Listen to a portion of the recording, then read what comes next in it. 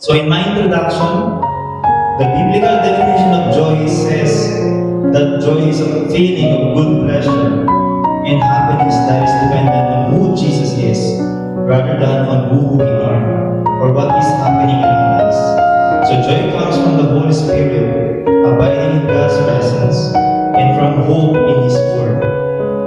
Number one is put God first.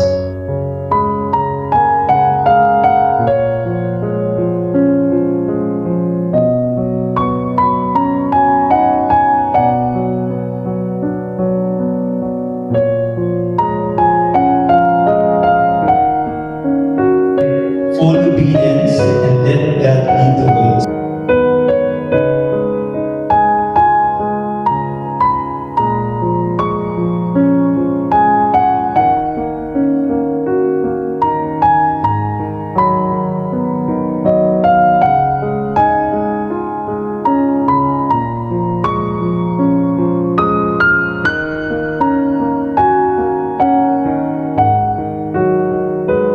Living in His presence.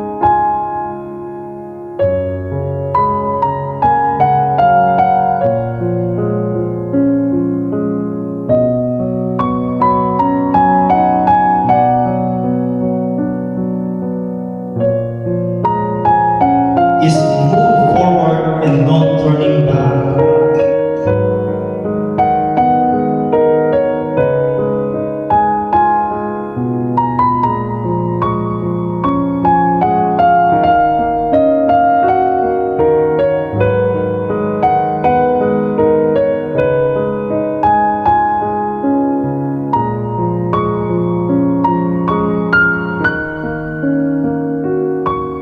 Pray and understanding the Word of God.